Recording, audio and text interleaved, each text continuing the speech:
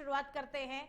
मुख्यमंत्री योगी आदित्यनाथ ने अपनी सरकार के 9 वर्ष पूरे होने पर लखनऊ में आयोजित एक विशेष कार्यक्रम में शिरकत की। इस अवसर पर उन्होंने योगी सरकार के 9 साल पर आधारित एक पुस्तक का विमोचन किया और बीते 9 वर्षों के दौरान प्रदेश में आए क्रांतिकारी बदलावों का लेखा जोखा पेश किया। सीएम योगी ने कहा कि एक समय था जब उत्तर प्रदेश के युवाओं को दूसरे राज्यों में अपनी पहचान छिपाने पर मजबूर होना पड़ता था। प्रदेश दंगे और भ्रष्टाचार के लिए जाना जाता था। उन्होंने कहा कि हमने प्रदेश के सामने खड़े पहचान के संकट को दूर किया है और आज जब कोई यूपी का नाम लेता है तो सम्मान के साथ में यूपी का नाम लेता है। विकास, कानून व्यवस्था और भव्य बुनियादी ढांचे की बात होती है। मुख्यमंत्री योगी ने यह भी कहा कि पिछले 9 वर्षों में यूपी ने बीमारू राज्य की छवि को तोड़कर खुद को देश की सबसे बड़ी अर्थव्यवस्था बनने की दिशा में मजबूती से आगे बढ़ाया है। मुख्यमंत्री ने पिछली सरकारों पर कड़ा प्रहार करते हुए कहा कि 2017 से पहले उत्तर प्रदेश में बेटियां और महिलाएं सुरक्षित नहीं थी और आज प्रदेश में कानून का राज है, अपराधियों में कानून का खौफ है और आज निवेश का ग्रोथ इंजन उत्तर प्रदेश बन गया है। ग्लोबल इन्वेस्टर समिट के जरिए लाखों करोड़ों का निवेश धरातल पर उतर रहा है।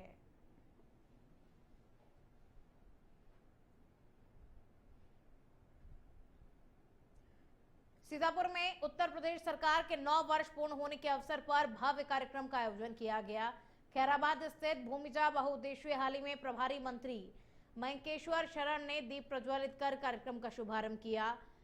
इस दौरान उन्होंने विभिन्न सरकारी योजनाओं और उससे लाभान्वित लोगों की जानकारी साझा की। मंत्री ने कहा कि पिछले 9 वर्षों में सीतापुर सहित पूरे प्रदेश में विकास की नई तस्वीर उभरी है, कानून व्यवस्था मजबूत हुई है और भू माफियाओं पर कड़ी कार्रवाई हुई है। कार्यक्रम में जनप्रतिनिधि और प्रशासनिक अधिकारी भी मौजूद रहे।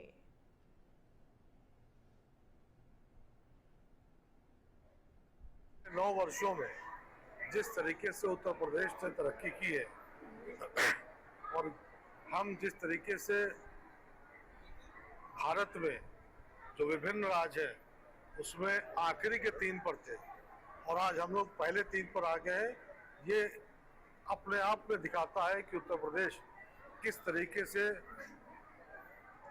आगे बढ़ रहा है। पिछले 9 वर्षों में कुशीनगर में उत्तर प्रदेश सरकार के 9 वर्ष पूरे होने पर विकास भवन में भव्य कार्यक्रम का आयोजन किया गया।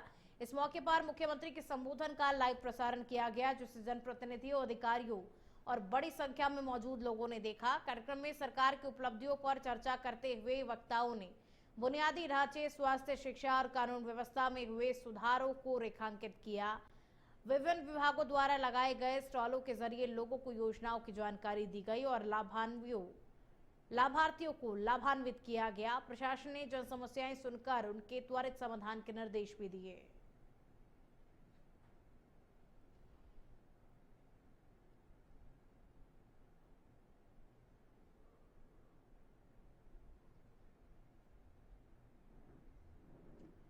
श्रावस्ती में नवनिर्माण के 9 वर्ष के उपलक्ष्य में 9 दिवसीय प्रदर्शनी और मेले का भव्य शुभारंभ किया गया।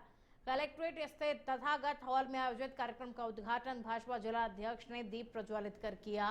इस दौरान विभिन्न विभागों द्वारा योजनाओं से जुड़े स्टॉल लगाए गए, जिनका जनप्रतिनिधियों और अधिकारियों ने निरीक्षण किया। कार्यक्रम में आयुष्मान योजना के तहत लाभार्थियों को कार्ड वितरित किए गए और वहीं टीबी मरीजों को पोषण किट दी गई। सांस्कृतिक कार्यक्रमों ने भी समा बांधा। मेले का उद्देश्य सरकारी योजनाओं की जानकारी और लाभ आमजन तक पहुंचाना है। इस दौरान आयुष्मान कार्ड और पोषण किट का वितरण किया गया।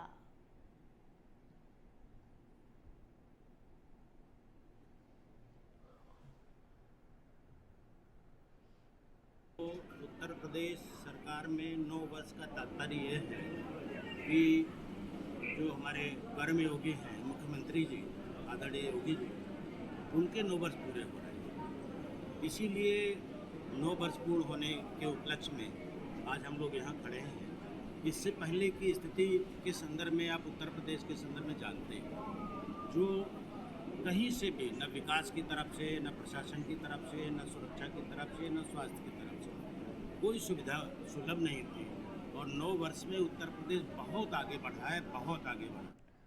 मथुरा के वृंदावन में बागेश्वर धाम सरकार के प्रमुख धीरेन्द्र कृष्ण शास्त्री के आगमन पर श्रद्धालुओं की भारी भीड़ उमड़ पड़ी। उनके पहुंचते ही पूरा क्षेत्र जय श्री राम और बागेश्वर धाम सरकार के नारों से गूंज उठा। अपने तय कार्यक्रम के तहत वृंदावन पहुंचे शास्त्री ने प्रमुख मंदिरों में विधि विधान से पूजा अर्चना की। इस दौरान सुरक्षा के भी कड़े इंतजाम किए गए और पुलिस प्रशासन पूरी तरीके से मुस्तैद नजर आया। वृंदावन प्रवास के दौरान उन्होंने संत महात्माओं से मुलाकात कर सनातन धर्म के प्रचार और भारतीय संस्कृति को मजबूत करने का संदेश दिया।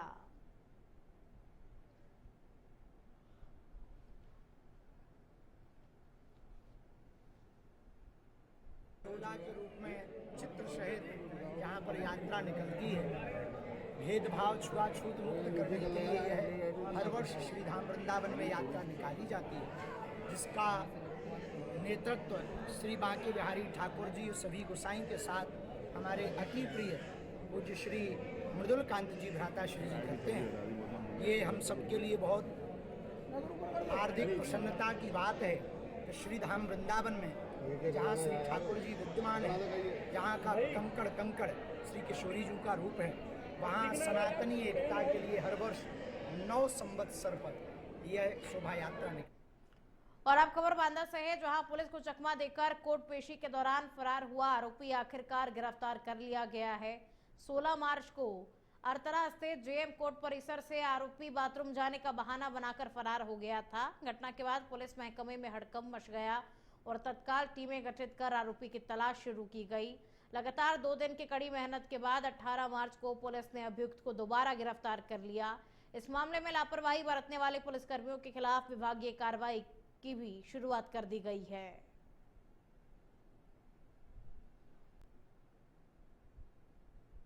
थाना अरतरा पर सूचना प्राप्त हुई कि जेएम कोर्ट अरतरा परिसर से बंदी पेशी के पश्चात बाथरूम जाने के बहाने एक अभियुक्त भाग गया। प्राप्त सूचना के आधार पर तत्काल कार्रवाई करते हुए अभियुक्त की पुनः गिरफ्तारी हेतु विभिन्न टीमों का गठन किया गया तथा अभियुक्त के विरुद्ध नियमानुसार अभियोग पंजीकृत किया गया एवं बरती गई लापरवाही के संबंध में पुलिसकर्मियों के विरुद्ध विभागीय कार्रवाई भी प्रचलित कर दी गई। आज दिनांक 18/3/2026 को अथक प्रयासों के बाद गठित टीमों द्वारा अभियुक्त को पुनः गिरफ्तार कर लिया गया तथा अभियुक्त के विरुद्ध नियमानुसार आवश्यक वैधानिक कार्रवाई प्रचलित है। उन्नाव में तेज रफ्तार ट्रैक्टर ट्रॉली बिजली के पोल से टकरा गई। हादसा बीघापुर थाना क्षेत्र के अकवाबाद टोल प्लाजा के पास में हुआ। टक्कर इतनी जोरदार थी कि ट्रैक्टर चालक गंभीर रूप से घायल हो गया। स्थानीय लोगों ने तुरंत उसे अस्पताल पहुंचाया, जहां डॉक्टरों ने उसे मृत घोषित कर दिया। मृतक की पहचान मोहन वर्मा निवासी बैजू आमऊ के रूप में हुई है, जो कि ईंट भट्टे में काम करता था और घर लौटते समय हादसे का शिकार हो गया। पुलिस ने शव को पोस्टमार्टम के लिए भेज दिया है।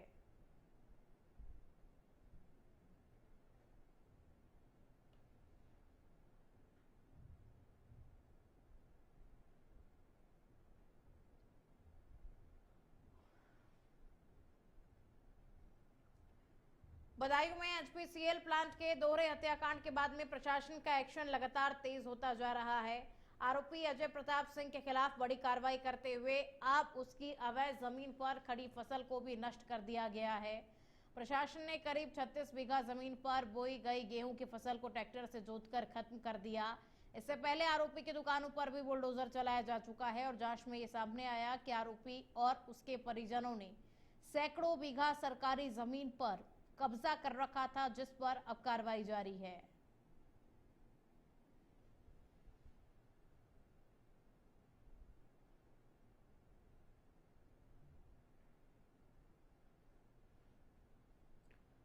अब खबर उन्नाव से है, जहां सिकंदरपुर सरोसी गांव में हरे नीम के पेड़ों की अवैध कटाई का मामला तूल पकड़ता जा रहा है। एक वायरल वीडियो में स्थानीय युवक ने बीडीसी सदस्य सुनील और पुलिस वन विभाग की मिलीभगत से पेड़ कटवाने का आरोप लगाया है। वीडियो में बिना अनुमति पेड़ों की कटाई होती नजर आ रही है, जिससे प्रशासन पर गंभीर सवाल खड़े हो गए हैं। हैरानी की बात यह है कि पेड़ काटने के दौरान पुलिस की मौजूदगी भी बताई जा रही है। पर्यावरण संरक्षण के दावों के बीच इस तरह की घटना ने जिम्मेदार अधिकारियों की भूमिका पर सवाल खड़े कर दिए हैं।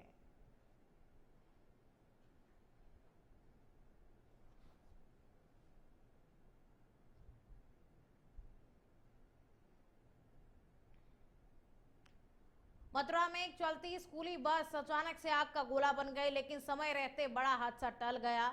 घटना बरेली हाईवे पर बाद क्षेत्र के पास की है, जहां बस में करीब 1 दर्जन बच्चे सवार थे और इसी दौरान वीआईपी ड्यूटी से लौट रहे एसआई सत्येंद्र सिंह की नजर बस से उठते धुएं पर पड़ी। उन्होंने तुरंत बस को रुकवाया और बिना देर किए सभी बच्चों को सुरक्षित बाहर निकाल लिया। कुछ ही पलों में बस आग के लपटों में घिर गई, लेकिन दरोगा की सूझबूझ से सभी बच्चों की जान बच गई।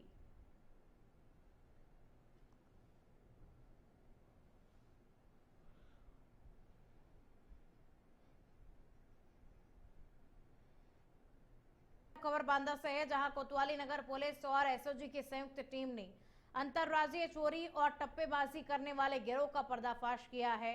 पुलिस ने इस गैंग के 6 सदस्यों को गिरफ्तार किया है, जो हरियाणा और राजस्थान के रहने वाले हैं।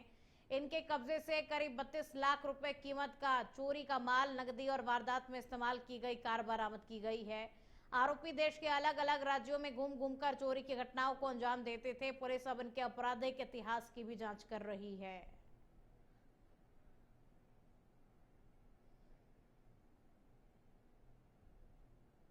महिलाएं हैं, ये पलवल थाना कैट पलवल की रहने वाले हैं ये लोग, और एक महिला उसके थाना डीन भरतपुर की रहने वाले हैं। इनको गिरफ्तार किया गया है और ये टप्पेबाजी का गिरोह है।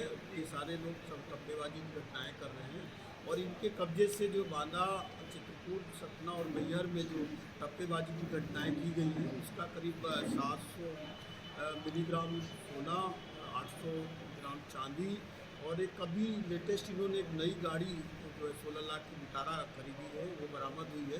इसके अलावा एक अन्य गाड़ी जो मारुति पुअर गाड़ी है, जो उसमें अपराध में प्रयुक्त करते थे। इस प्रकार करीब 31 लाख का इनसे टप्पेबाजी के सामान का, और 4 महिलाएं हैं। ये पलवल लखनऊ में समाजवादी पार्टी कार्यालय के बाहर सपा महिला सभा की प्रदेश सचिव मनीषा ने अनोखा प्रदर्शन किया। उन्होंने सिर पर गैस सिलेंडर रखकर महंगाई और गैस सिलेंडर की समस्या के खिलाफ विरोध जताया। मनीषा का कहना है कि एक हफ्ते से सिलेंडर बुक नहीं हो पा रहा है, जिससे आमजन को भारी परेशानियों का सामना करना पड़ रहा है। उन्होंने आरोप लगाया कि महंगाई की मार से आम आदमी जूझ रहा है और सरकार को इसकी परवाह नहीं है। प्रदर्शन के दौरान उन्होंने कहा कि अब लकड़ी से खाना बनाना भी मुश्किल हो गया है।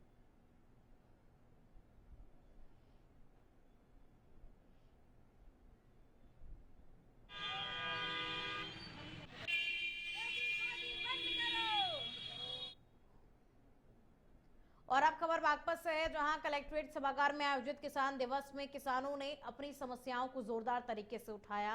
किसानों ने प्राइवेट स्कूलों और अस्पतालों में मनमानी वसूली का आरोप लगाते हुए रेट लिस्ट सार्वजनिक करने की मांग की और उनका कहना है कि बार बार शिकायतों के बावजूद समस्याओं का समाधान नहीं होता और इसके अलावा गन्ना भुगतान, आवारा पशु और बिजली से जुड़ी समस्याएं भी प्रमुखता से उठाई गई। किसान नेताओं ने चेतावनी दी कि यदि जल्द समाधान नहीं हुआ तो पहले पंचायत और फिर आंदोलन किया जाएगा, जिसकी पूरी जिम्मेदारी प्रशासन की होगी।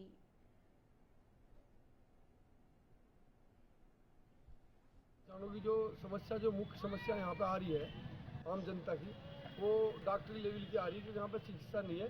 और जो यहाँ पे चिकित्सा है वो इतना भ्रष्ट हो चुका कि अंदर जाके क्या चटाई करे वो उन्हें पता चला है, जिनका मरीज बीमार हो।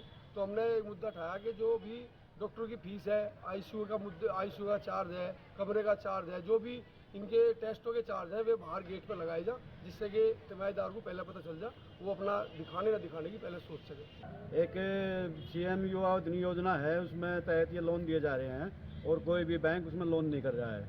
और एक योजना है जो PM सूर्य योजना है, उसमें भी जो SBI बैंक है वे भी कोई लोन नहीं कर रहा है। उसकी मांग DM मैडम से उठाई है, इन्होंने कहा है कि इसका जल्दी निस्तारण कर दिया जाएगा।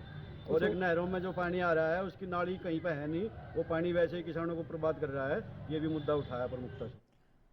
हमीरपुर के जनपद में भव्य तरीके से हमीरपुर महोत्सव मनाया जाएगा। जिलाधिकारी घनश्याम मीना ने प्रेस वार्ता में महोत्सव की तैयारियों को लेकर जानकारी दी। 23 मार्च से 27 मार्च तक महोत्सव का आयोजन होगा। महोत्सव में सांस्कृतिक व विविध कार्यक्रम होंगे, जिसमें स्थानीय कलाकारों को भी मंच पर अपनी प्रतिभा दिखाने का मौका मिलेगा। प्रशासन ने आयोजन को सफल बनाने के लिए विशेष इंतजाम किए हैं और वहीं आमजन से अधिक संख्या में शामिल होने की अपील की गई है।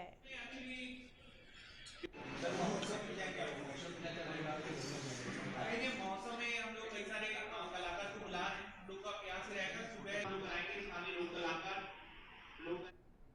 उसमें 23 से 27 मार्च को हमीरपुर महोत्सव का आयोजन किया जा रहा है और ये सारा कार्यक्रम जो है पर्यटन विभाग के संयोजन से किया जा रहा है। इस कार्यक्रम में जितने भी हमारे बुंदेलखंड की जो विविध कलाएँ हैं और जो कलाकार हैं उनके द्वारा कई सारे कार्यक्रम प्रस्तुत किए जाएंगे। हमारा प्रयास है कि जो भी जनपद के ओडीओपी प्रोडक्ट्स हैं उनको भी हम लोग यहाँ प्रदर्शित करें, साथ ही अन्य जो हमारे उत्तर प्रदेश राज्य के जो ओडीओपी प्रोडक्ट्स हैं उनको भी यहाँ पे हम लोग प्रदर्शन करवाएंगे ताकि लोगों में उनका प्रचार प्रसार किया जाए। साथ ही विभागीय स्टॉल्स भी यहाँ पे मिर्जापुर के लालगंज पुलिस ने साइबर ठगी से जुड़े एक संगठित गिरोह का पर्दाफाश किया है। ये गिरोह पुराने, खराब और चोरी के मोबाइल फोन का डेटा निकालकर साइबर ठगों तक पहुंचाता था। पुलिस ने कार्रवाई करते हुए 11,000 से ज्यादा मोबाइल फोन बरामद किए हैं और बताया जा रहा है कि आरोपी बिहार में इन फोनों को रिपेयर कर उनका डेटा रिकवर करते थे और फिर उसे साइबर ठगों को बेचकर लाखों रुपए कमाते थे।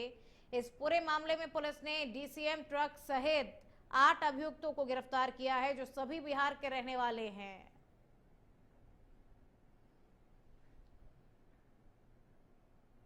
देखिए, थाना लालगंज और एसओजी सर्विलांस की टीम द्वारा एक अंतर्राज्यीय साइबर फ्रॉड करने वाले गैंग को पकड़ा गया है और पकड़ने जाने के दौरान इनके पास से विभिन्न जगहों से चोरी करे हुए प्राप्त किए गए लगभग 11,605 फ़ोन्स बरामद किए गए हैं और एक डीसीएम ट्रक भी इनके पास से जिसमें इन फ़ोन्स को ट्रांसपोर्ट कर रहे थे उसको भी पकड़ा गया। लखनऊ से अस्पतालों में हालात सुधरने का नाम नहीं ले रहे हैं। डिप्टी सीएम ब्रजेश पाठक के निर्देश के बाद भी हालात नहीं सुधर रहे हैं। एक मासूम बच्चा जिंदगी और मौत के बीच में झूल रहा है। हर सेकंड कीमती है, हर पल भारी है। अफसोस यहाँ की जिंदगी से ज्यादा जरूरी ट्रॉमा सेंटर में लाइन लगाने से पर्चा ज्यादा मायने हो गया है। परिजन घंटों से लाइन में खड़े हैं और आंखों में उम्मीद, दिल में डर और सामने तड़पता हुआ बच्चा है। ट्रॉमा सेंटर की तस्वीर सिर्फ एक वीडियो नहीं है बल्कि मरीजों की अव्यवस्था का एक आईना है।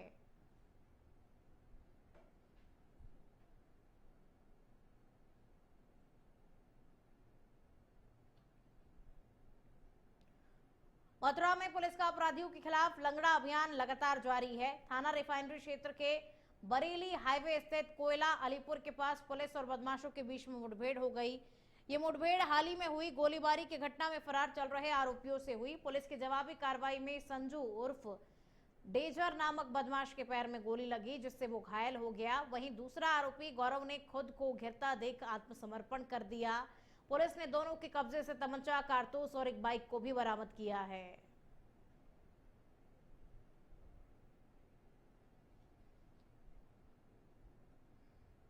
कॉलोनी होली वाले दिन एक घटना घटित हुई थी जिसमें संजू डेंजर व गौरव व एक अन्य अज्ञात ने गोलीबारी की घटना कारित की थी और जिसमें थाना रिफाइनरी पर मुकदमा अपराध संख्या 75/2026 धारा 109 पंजीकृत किया गया था। तभी से थाना रिफाइनरी पुलिस इसको तलाश कर रही थी और आज पुलिस को उस समय बड़ी कामयाबी हासिल लगी जब सूचना पर इनको घेरा गया तो इनके द्वारा पुलिस पार्टी पर जान से मारने की नियत से फायर किया गया। फायरिंग में आत्मरक्षा जब पुलिस पार्टी द्वारा फायर किया गया तो संजू डेंजर जिसके ऊपर की कई मुकदमे पंजीकृत हैं, जिसपे आगरा मथुरा में भी कई मुकदमे पंजीकृत हैं और ये थाने का हिस्ट्री सीटर भी है, एक अच्छा अपराधी भी है ये। और इसके पाँव पे गोली लगी जिससे घायल हो गया, जिसको अस्पताल भेजा गया। तथा साथ में गौरव नाम का बदमाश था, इसके ऊपर भी कई मुकदमे पंजीकृत है। श्रावस्ती में भिनगा के सिसुआ में बाइक सवार बदमाशों ने सराफा व्यापारी अंकित सोनी को घेरकर रॉड से जानलेवा हमला कर दिया। बदमाशों ने अंकित को लहूलुहान कर जेवरात लूटकर फरार हो गए। वारदात के बाद इलाके में सनसनी फैल गई और वहीं गंभीर हालत में घायल व्यापारी को अस्पताल में भर्ती कराया गया। सरेरा हुई वारदात से भिनगा पुलिस की कार्यशैली पर गंभीर सवाल खड़े हो गए हैं। सुरक्षा व्यवस्था पर भी गंभीर सवाल उठ रहे हैं और वहीं इस डकैती और हमले से स्थानीय व्यापारियों में भारी आक्रोश व्याप्त है। पुलिस की कार्यशैली को लेकर के भी विरोध जताया गया है। सूचना पर पहुंची पुलिस की टीम ने हमलावरों की तलाश में नाकाबंदी कराई है और जगह जगह दबिश दे रही है पुलिस।